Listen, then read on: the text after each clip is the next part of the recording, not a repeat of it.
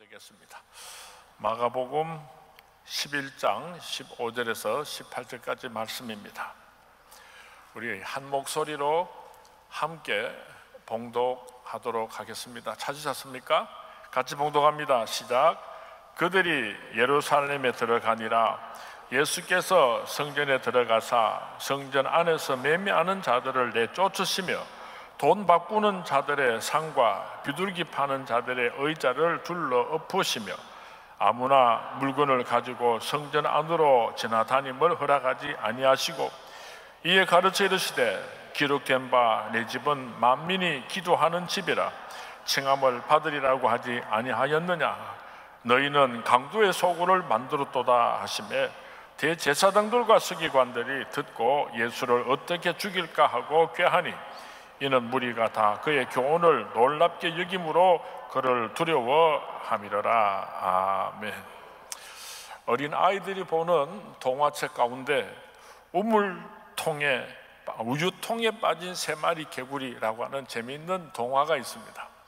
세 마리 개구리가 우유통에 빠졌습니다. 그런데 한 마리는 아이고 나는 죽었구나 하고 일찌감치 포기하고 죽고 말았습니다. 또 한 마리는 살아봐야지 하고 몸부림을 치다가 아이고 안 되겠구나 하고 일찌감치 포기를 하고 죽고 말았습니다. 그런데 한 마리는 죽을 똥 살 똥 모르고 끝까지 살아남으려고 발버둥을 쳤더니 그 우유가 치즈가 되어가지고 딱딱하게 굳었습니다. 그래서 그 치즈를 밟고 밖으로 살아서 뛰어나왔다. 죽을 때까지 포기하지 말고 끝까지 최선을 다해라, 그런 뜻을 가지고 우유통 속에 빠진 세 마리 개구리라고 하는 재미있는 동화가 있습니다.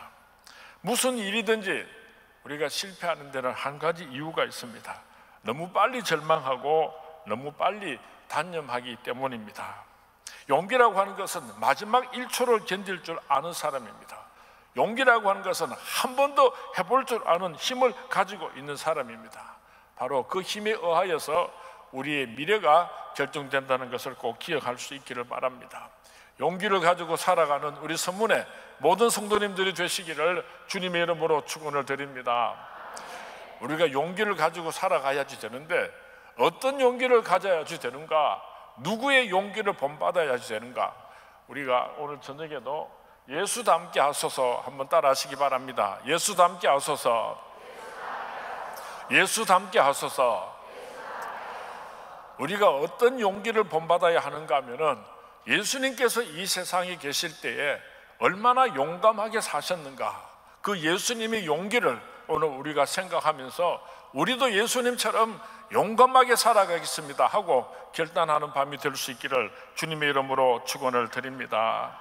오늘 본문 말씀은 예수님께서 사랑하는 제자들과 함께 성전으로 올라갔을 때에 있었던 내용입니다. 그곳에서 매매와 돈을 바꾸는 사람들이 성전을 어지럽혔습니다. 왜 성전 안에 돈을 바꾸는 사람이 필요했고 왜 성전 안에 매매하는 사람들이 필요했는가 하면은 이스라엘 사람들이 예루살렘 성전에 올라와서 하나님 앞에 제사를 드리기 위해서는 흠 없는 비둘기나 양이나 염소를 가지고 와야지 되는데 먼 곳에서부터 그렇게 걸어서 예루살렘 성전에 도착해서 보면은 여기저기 흠이 나게 되고 상처가 있어서 하나님 앞에 드릴 수가 없게 되었습니다. 그래서 예루살렘 성전 가장 가까운 곳에서 가장 흠이 없는 그런 제물을 구입해서 하나님께 바치면 가장 좋을 것이다 생각을 하고, 그래서 장사아치들이 멀리 예루살렘 성전에 떨어졌던 그 장사아치들이 조금씩 성전 가까이 와서 장사를 했습니다.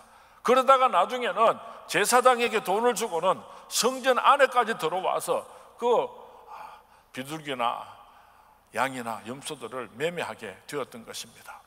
왜 돈 바꾸는 사람이 필요했는가 하면은 이스라엘 사람들은 성전에 올라와서 하나님 앞에 제물을 드릴 때에 반드시 이스라엘 사람들이 사용하는 화폐를 가지고 은화 반 세겔을 성전세로 바쳐야지 되는데, 그 당시 로마의 노예로 살고 있던 이스라엘 백성들이 일반적으로 사용하는 화폐는 로마의 황제가 새겨져 있는 그런 로마 돈을 사용하고 있었습니다. 그래서 그 로마 돈을 가지고 이스라엘 사람들의 돈으로 바꾸어서 하나님 앞에 바치기 위해서는 돈을 바꾸어 주는 사람이 꼭 필요했던 것입니다.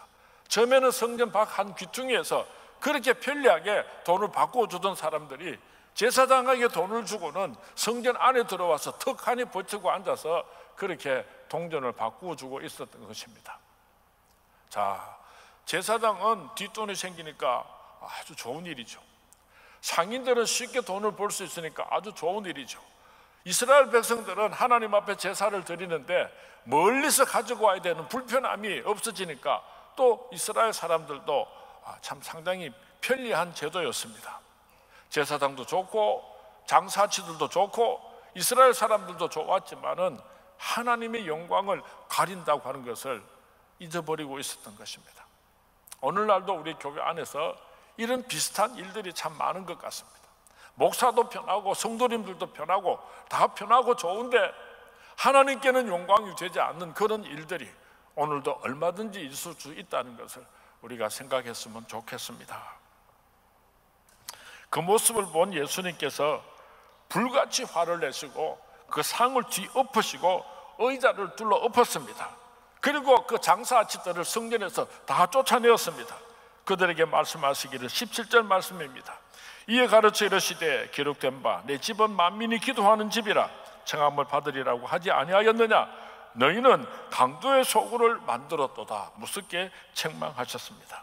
성전은 만민이 하나님 앞에 기도하는 거룩한 집이라고 말씀했습니다. 그리고 18절에 가서 말씀하시기를 18절에 보면은 대제사장들과 서기관들이 듣고 예수를 어떻게 죽일까 하고 꾀하니 이는 무리가 다 그의 교훈을 놀랍게 여김으로 그를 두려워함이라. 제사장과 서기관들은 금전적으로 많은 이익을 얻을 수가 있었습니다. 그 제도가 하나도 불편함이 없었습니다. 그런데 예수님께서 그 상을 둘러 엎어버리고 그 장사치들을 쫓아버리니까 자기들의 많은 이익에 손해를 보게 되었습니다.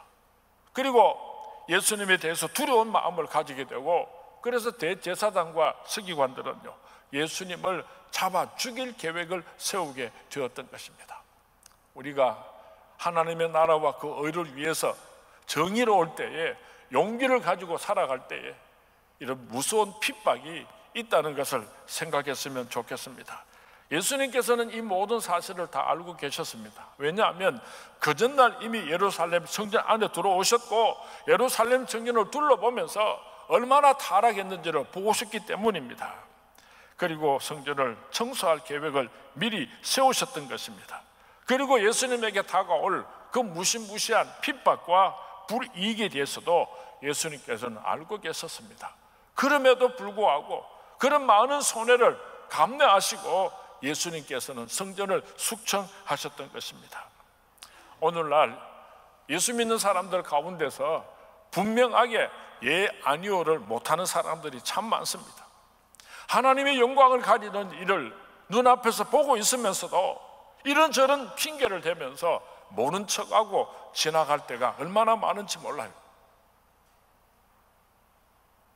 대단히 죄송하지만은 우리 교단이 지금부터 한 7, 8년 전에 아마 100회 총회인 걸로 아는데 평강 제1교회 2단 박윤식 목사가 우리 교단에 가입하려고 신청을 했고, 얼마나 많은 돈들을 뿌렸던지 우리 교단에 정치하는 사람들이 500만 원, 1000만 원, 2000만 원씩 뇌물을 다 받고는 그 2단을 우리 교단에 가입시켜주기로 이미 서로 다 약속이 되어 있었습니다.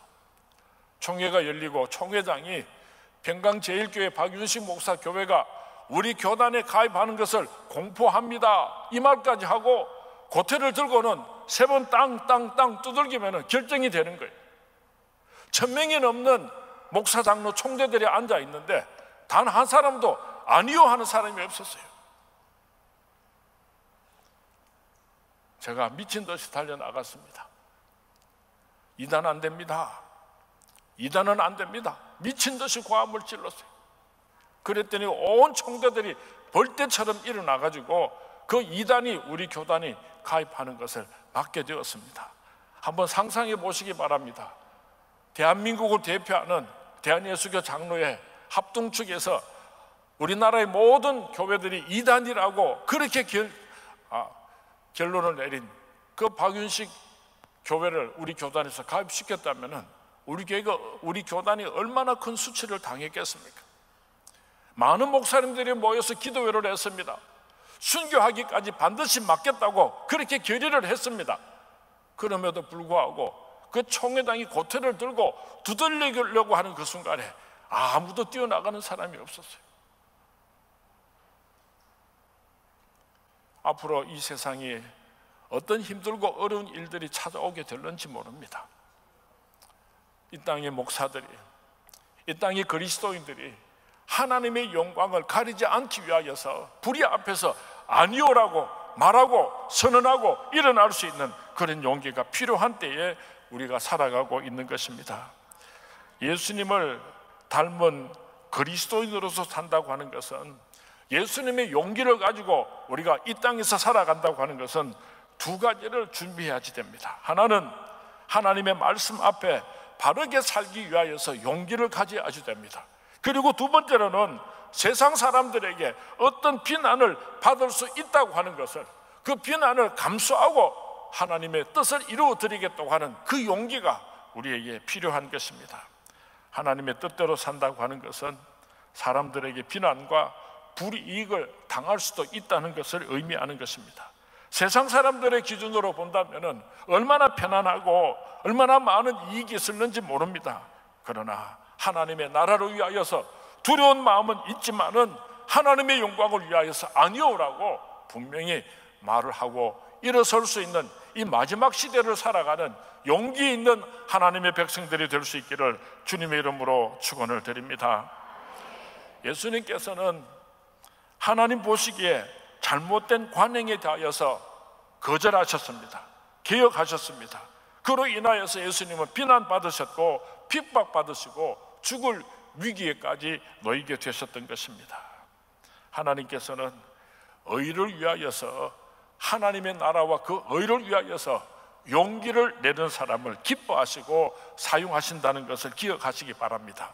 그래서 하나님께서는 예수님께서 이 모든 사역들을 감당하실 수 있도록 세상 이기는 권세를 하나님께서 허락하여 주셨던 것입니다.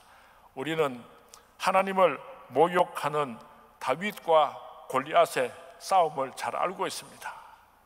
골리앗이 얼마나 하나님의 백성을 비웃었습니까? 소년 다윗이 너는 창과 칼과 단창으로 내게 나오지만은 나는 만군의 여호와의 이름으로 내게 나아가노라. 그 소년 다윗이 나가서 골리앗을 쳐서 이긴 것을 우리가 잘 알고 있습니다. 비겁한 사람은 골리앗을 보고 이렇게 생각합니다. 와, 딱 크다. 우리는 절대로 저 골리앗을 이기지 못할 것이다. 용기가 없는 사람은 아마 그렇게 생각하고 말할 것입니다. 진정한 용기를 가지고 있는 소년 다윗과 같은 사람은 아따 저놈 크네, 아무 따나 때려도 맞겠네, 아무 따나 던져도 맞겠네. 그 관역이 그만큼 큰데 아무 따나 던져도 맞죠. 예. 믿음의 사람은, 용기 있는 사람은 생각이 다를 줄로 믿습니다. 느부갓네살 왕 앞에서 용기를 가지고 있었던 사드락과 메삭과 아벳느고와 다니엘을 하나님께서 얼마나 축복하시고 존귀하게 사용하셨는지를 우리는 잘 알고 있습니다. 하나님의 영광을 위하여서 용기를 낼 수 있는, 예수님처럼 하나님의 나라와 그 의를 위하여서 용기를 낼 수 있는 우리 선문의 모든 성도님들이 될 수 있기를 주님의 이름으로 축원을 드립니다. 두 번째로 예수님께서는 천하보다 귀한 한 영혼을 위하여서, 불쌍하고 가난하고 어려운 한 영혼을 위하여서 목숨을 걸고 그 영혼을 구원해주는 용기를 우리에게 보여주셨습니다. 요한복음 8장 1절에서 11절 말씀에 보면은 간음하다가 현장에서 잡힌 불쌍한 한 여인의 이야기를 기록하고 있습니다. 제사장과 서기관들은 그 불쌍한 여인을 질질 끌고 와서, 율법책에는 이 여인을 돌로 쳐서 죽이라고 기록이 되어 있는데 사랑을 이야기하는 예수님, 어떻게 해야지 되겠습니까? 어기양양하게 예수님 앞에 그 불쌍한 여인을 끌고 왔습니다. 예수님께서 땅에 엎드리셔서 글을 쓰셨더라고 기록이 되어 있습니다. 그때 예수님께서 뭐라고 땅에 엎드려서 무슨 글을 쓰셨을 것이라고 생각을 합니까? 제 생각입니다만은요, 아마 서기관의 죄를 다 이렇게 적으신 것 같아요. 또 돌을 들고 막 의기양양하게 달려드는 그 바리새인을 보고 그 바리새인의 죄값을 다 그렇게 기록한 것 같아요. 이 여인보다도 천배만배 더 무서운 죄를 저질렀는데 얼마나 창피하고 부끄러웠겠습니까? 예수께서 몸을 굽히사 손가락으로 땅에 서시니 그들이 묻기를 맞이 아니하는지라. 이에 일어나 이르되 너희 중에 죄 없는 자가 먼저 돌로 치라 하시고, 그 사람들이 자기 죄를 낱낱이 예수님께서 다 적으시니까 아무 소리 못했습니다. 다시 몸을 굽혀 손가락으로 땅에 서시니 그들이 이 말씀을 듣고 양심의 가책을 느껴 어른으로부터 시작하여 젊은이까지 하나씩 나가고 오직 예수와 그 가운데 섰는 여자만 남았더라고 기록하고 있습니다. 간음하다가 현장에서 붙잡혀온 이 불쌍한 여인을 예수님께서는 용기를 내어서 살려주셨습니다. 우리는 한 여인을 살려주신 예수님에 대해서는 생각을 하는데 한 가지를 생각하지 못하는 것이 있습니다. 예수님께서는 한 여인을 죽임으로 말미암아 그 수많은 군중들이 살인죄를 저지르지 않게 하고 싶었던 것입니다. 그 불쌍한 한 여인을 살리는 것도 예수님의 마음이지만은 저 많은 군중들이 불쌍한 한 여인을 돌로 쳐서 죽임으로 살인죄를 저지르지 않게 하시려고 이런 큰 용기를 예수님께서 내셨던 것입니다. 어쩌면은 예수님께서 한 여인을 구원하려고 하다가 예수님께서 엄청난 봉변을 당할 수 있었습니다. 큰 위기를 당할 수도 있었을 것입니다. 그럼에도 불구하고 천하보다 귀한 영혼을 구원하시려고 예수님께서는 용기를 내셨던 것입니다. 우리가 이 세상에 살아가는 동안에 나 자신의 이익을 위하여서 불같은 용기를 내는 것, 그것은 이기적인 용기입니다. 하나님께서 기뻐하시는 용기가 아닙니다. 하나님의 뜻을 이루기 위하여서, 불쌍한 어려운 한 이웃을 살리기 위하여서 우리에게 용기가 필요한 것입니다. 예수님의 별명은 죄인들의 친구라는 별명을 가지고 있습니다. 소외되고 멸시받는 사람들을 위하여서 한평생 얼마나 큰 용기를 가지고 사셨는지 모릅니다. 그리고 예수님께서는 우리의 생명을 구원하기 위하여서 십자가를 지시는 용기를 내셨던 분입니다. 저와 여러분을 살리기 위하여서 예수님께서는 그 십자가의 길을 용기를 내어서 끝까지 달려가신 분이라는 것을 우리가 기억해야 할 것입니다. 소중한 것을 지키기 위해서는 우리에게 용기가 필요합니다. 사랑을 지키기 위해서는 우리에게 용기가 필요합니다. 가족을 지키기 위해서는 우리에게 용기가 필요합니다. 하나님의 뜻을 이루기 위해서는 우리에게 용기가 필요한 것입니다. 오늘 나는 어떤 용기를 가지고 살아가고 있습니까? 하나님의 나라와 그 의를 위해서, 이웃을 위한 용기를 가지고 살아가는 저와 여러분이 될 수 있기를 주님의 이름으로 축원을 드립니다. 미국 테네시주의 작은 한 마을에 벤 후퍼라고 하는 어린아이가 태어났습니다. 그는 체구가 몹시 작고 아버지가 누구인지 모르는 사생아로 태어났습니다. 마을의 부모들은 자기 자녀들이 아버지가 누군지도 모르는 이 벤 후퍼와 친해지는 것을 좋아하는 사람이 아무도 없었습니다. 친구들도 그를 놀리고 다 멀리했습니다. 벤 후퍼가 12살이 되었을 때에 그 마을에 젊은 목사님이 부임해 오셨는데 참 좋은 칭찬이 많이 있었습니다. 그래서 벤 후퍼는 그 목사님의 말씀이 듣고 싶어서 예배 시간 좀 늦게 가서 말씀을 듣고 축도가 끝이 나면 불이 나게 돌아오기를 몇 달을 그렇게 교회를 출석을 했습니다. 축도 시간이 끝이 나고 아무도 모르게 살짝 빠져나오려고 하는데 목사님께서 벤 후퍼를 보고 불렀습니다. 네가 누구의 아들이더라. 그 순간 그 주위에 있는 성도님들이 깜짝 놀랐습니다. 어떻게 수습하시려고 하는가. 그때 목사님은 환한 얼굴로 벤 후퍼를 보면서 이렇게 말씀하셨습니다. 그래, 내가 누구 아들인지 내가 알겠구나. 너는 내 아버지를 닮았기 때문에 나는 금방 너를 알아볼 수가 있어. 너는 하나님의 아들이야. 너의 모습을 보면은 알 수가 있어. 너는 하나님의 아들이야. 그랬습니다. 얼마나 큰 충격을 주었는지 모릅니다. 정신없이 예배당 문을 도망치듯 빠져나오는데 목사님께서 뒤통수에 대고 이렇게 말씀하셨습니다. 후포야, 너는 하나님의 아들답게 훌륭한 사람이 되거라. 세월이 흘러서 벤 후포가 주지사가 되었습니다. 주지사가 되어서 그는 고백을 하기를, 그때 그 목사님께서 너는 하나님의 아들이야, 이 말을 듣는 그날이 바로 내가 테네시주의 주지사로 태어난 날입니다 라고 고백을 했다고 합니다. 우리는 사람들에게 용기를 주는 말을 해야지 됩니다.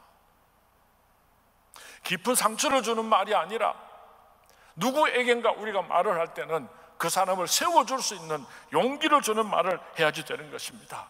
당신은 하나님의 아들입니다. 당신은 하나님의 딸입니다. 하나님께서 당신과 함께 하십니다. 우리는 용기 있는 고백을 할 수 있었으면 좋겠습니다. 요즘 청소년들은 극심한 경쟁에 내몰려 있습니다. 1등을 하기 위해서 몸부림을 칩니다. 성적이 올라가면 좋지만 성적이 좀 떨어지면 온 가족이 어쩔 줄 모르고 안절부절합니다. 성적의 기준이 되는 수, 우, 미, 양, 가는요 깊은 뜻을 가지고 있습니다. 수는 빼어나게 잘했다는 뜻입니다. 우는 넉넉하다는 뜻입니다. 미는 아름답고 좋다는 뜻입니다. 양은 어질다, 양호하다는 뜻입니다. 가는 역시 옳다, 가능하다는 뜻을 가지고 있습니다. 희망과 용기를 주는 경계의 말씀인 것입니다. 우리 사회가 1등을 집착하기보다는 가능하다, 할 수 있다라고 하는 가에 대하여서 더 깊은 관심을 가지게 될 때에 훌륭한 사람들을 많이 길러내게 될 줄로 믿습니다. 한번 따라 하시기 바랍니다. 당신은 사랑받기에 충분한 사람입니다.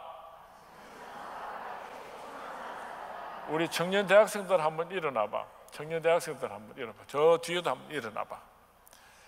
청년 대학생들, 다 일어나봐. 옳지. 당신은 사랑을 받기에 충분한 사람입니다. 당신은 예수님의 사랑을 받는 하나님의 아들과 딸입니다.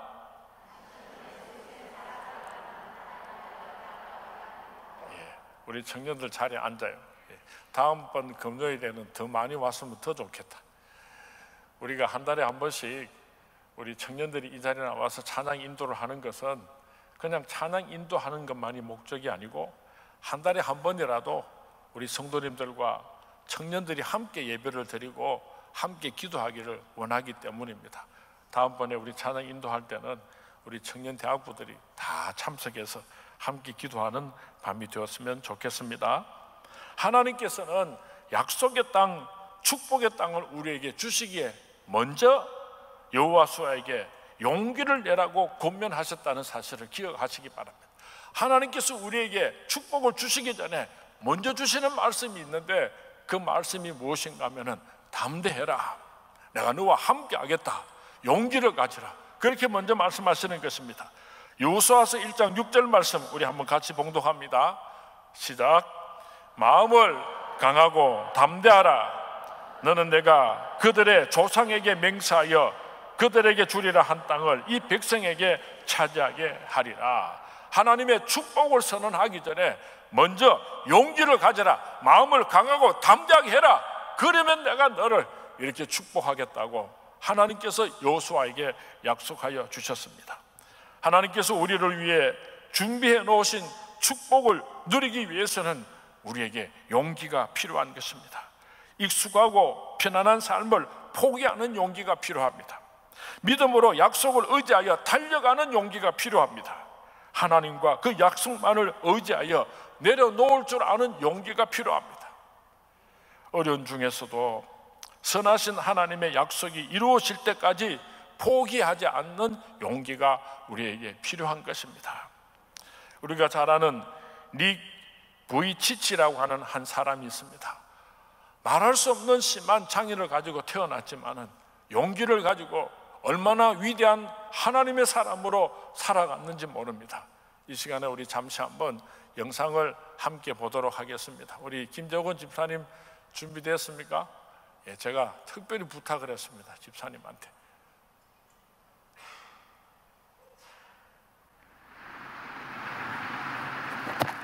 저 사람은 보십시오. I wasn't ready.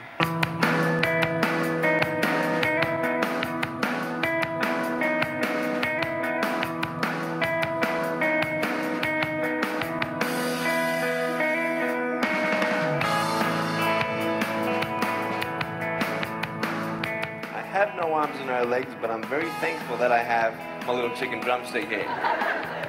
People freak out when they see me for the first time. It's so cool. I was at a water slide all by myself. Everyone obviously at the bottom of the slide is looking up and waiting for other people to come down, and here I come and they're freaking out. They're like, you know, like this. And I was so tempted to look at myself and go, what happened? You know? And there were times where I sort of looked at my life and thinking, well, I can't do this and I can't do that. And you keep on concentrating on the things that you wish you had or the things that you wish you didn't have. And you sort of forget what you do have. And there's no point, I believe, in my life where I wish I had arms and legs, I wish I had arms and legs, I wish I had arms and legs, because wishing won't help. But what I've seen in life are just a couple key principles, and the first thing that I've seen is to be thankful. It's hard to be thankful, man. I tell you, when I was 8 years old, I sort of summed up my life and thought, I'm never going to get married. I'm not going to have a job. I'm not going to have a life of purpose. What kind of a husband am I going to be if I can't even hold my wife's hand? It's a lie to think that you're not good enough. It's a lie to think that you're not worth anything.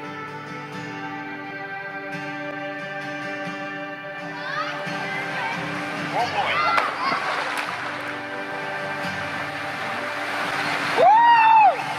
Freezing, I can't feel my hands. I love life. You know, so many people come and say, how come you smile so much? And I'm like, well, it's a long story. But it's very simple at the same time. You see, it's very hard to smile sometimes in life. There are things that happen that you don't know and you don't understand, and you don't know if you're going to get through it. You know, you go through your storms in life and you don't know how long this storm is going to be. And today I want to share with you some principles that I've learned in my life that you can use in yours.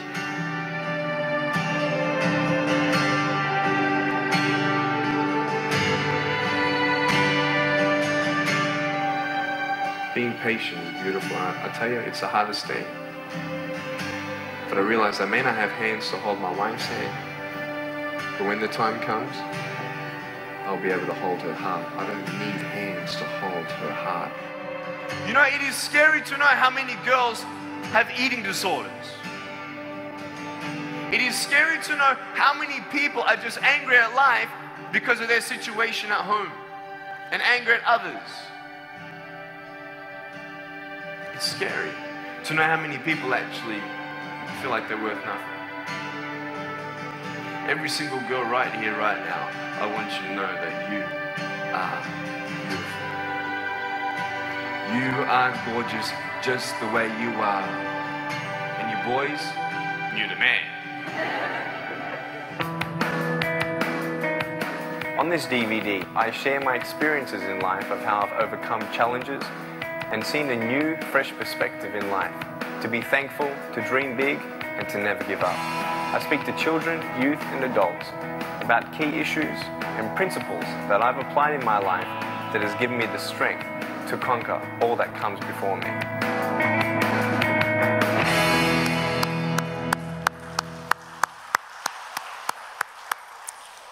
독일계 신학자로서 미국에서 활약하였던 폴 틸리히는 진정한 용기란 가장 중요한 것을 얻기 위해서 보다 덜 중요한 것을 버릴 수 있는 것이다 라는 말을 했습니다.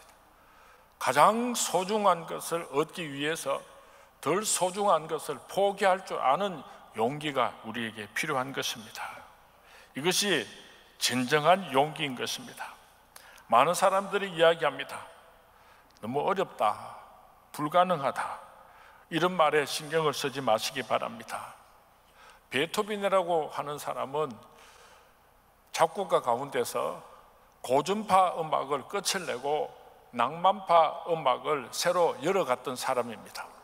고전파 음악 시대에는 심포니를 작곡하는데 얼마나 까다로운 원칙들이 있었는지 모릅니다. 그 원칙을 깰 수가 없었습니다. 그런데 베토벤은 작곡을 하다가 보니까 그 틀을 넘어가고 싶었습니다.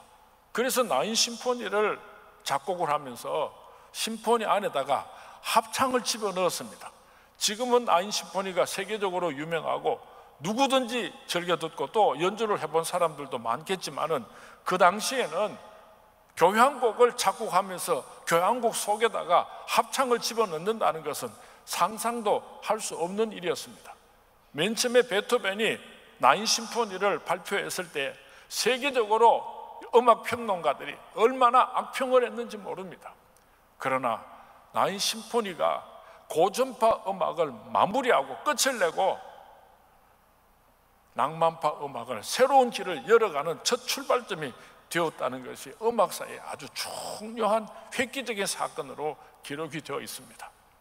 우리가 때로는 전통적이라고 하는 것, 그것을 올무가 되어서 넘어가지 못하고 그렇게 노예처럼 살아갈 때가 얼마나 많은지 모릅니다.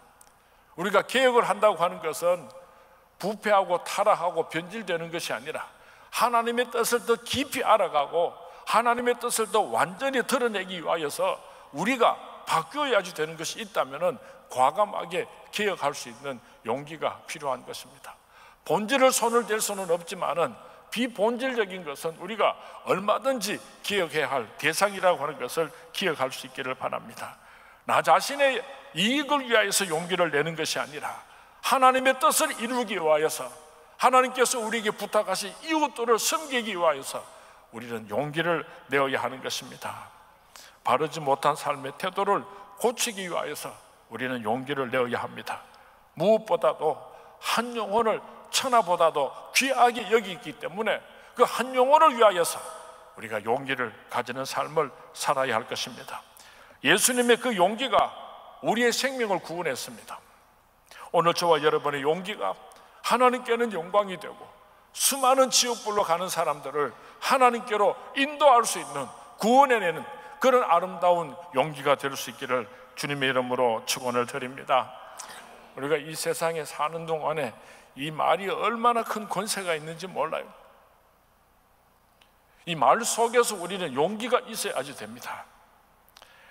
내가 싫을 때는 싫다는 말을 하는 것, 그것은 용기입니다. 내가 잘못했을 때에 미안합니다 하고 사과하는 것은 그거는 아름다운 용기입니다. 내가 모를 때에 내가 모른다고 그렇게 말할 수 있는 것, 그것 얼마나 훌륭한 용기인지 모릅니다. 너는 참 이런 면이 좋아하고 칭찬할 수 있다면 그것은 진정한 용기입니다. 누군가가 나를 도와주었을 때 고맙습니다 하고 감사한 마음을 전할 수 있는 것도 용기입니다. 내가 실수를 했을 때 죄송합니다, 내가 실수했습니다 하고 자기 자신을 시인하는 것도 얼마나 아름다운 용기인지 모릅니다.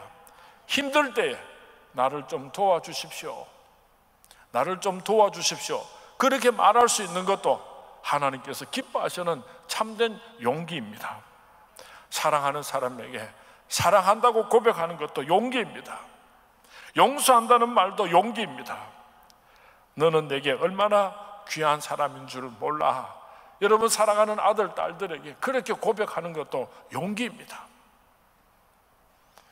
의미 있는 삶을 위하여서 우리는 두려워하지 말고 꼭 해야 하는 말들이 있습니다. 오늘 우리 같이 기도할 때 용기를 가지고 내 사랑하는 자식들에게, 내 사랑하는 부모님들에게, 내 사랑하는 이웃들에게 이런 용기를 가지고 살아가겠습니다, 이런 고백을 하겠습니다, 약속을 하면서 예수님의 용기를 담기를 원합니다. 그렇게 기도하는 밤이 될 수 있기를 주님의 이름으로 축원을 드립니다.